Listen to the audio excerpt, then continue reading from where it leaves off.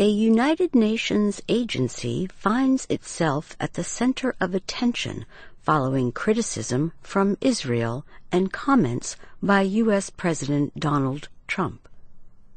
Palestinian refugees receive humanitarian aid through the UN Relief and Works Agency for Palestinian Refugees in the Near East.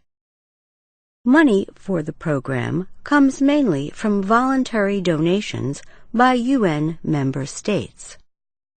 Earlier this week, Israeli Prime Minister Benjamin Netanyahu told his cabinet the agency should be closed. Netanyahu said the UNRWA works only for Palestinian refugees and makes the refugee problem worse. He wants its financing moved to the UN's main refugee agency.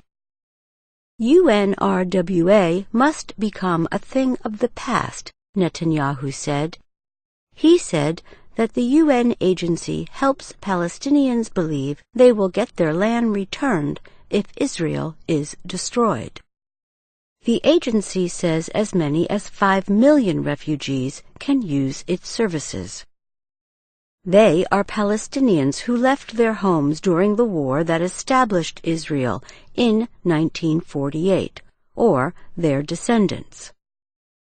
Today, more than 1.5 million Palestinians live in refugee camps in Jordan, Lebanon, Syria, the West Bank, and Gaza Strip. UNRWA spokesman Chris Gunness said the agency will continue its work until there is a just and lasting solution for the refugees. What perpetuates the refugee crisis is the failure of the parties to deal with the issue, Gunness said in a statement. He added, this needs to be resolved by the parties to the conflict in the context of peace talks based on UN resolutions and international law, and requires active engagement by the international community. Efforts to support peace talks between Israelis and Palestinians have been unsuccessful for several years. Tensions between the two worsened last month when the United States recognized Jerusalem as Israel's capital. President Trump's decision was a break from long-standing U.S. policy and the ideas of the United Nations. UN officials have long said the future of Jerusalem and a decision on Israel's capital are issues to be negotiated. The Palestinians see East Jerusalem as the capital of a future state under a two-state solution. Trump also threatened last week to cut millions of dollars in U.S. aid to the Palestinians.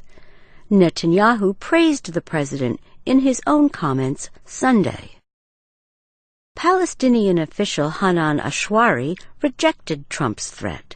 She accused him of sabotaging the peace process and then blaming the Palestinians for the consequences of his own irresponsible actions. Ashwari said further the Palestinians will not be blackmailed. Trump did not say exactly how much government aid would be cut. The U.S. provides 1/3 of UNRWA's funding and provided more than $350 million to the agency in 2016. I'm Susan Shand.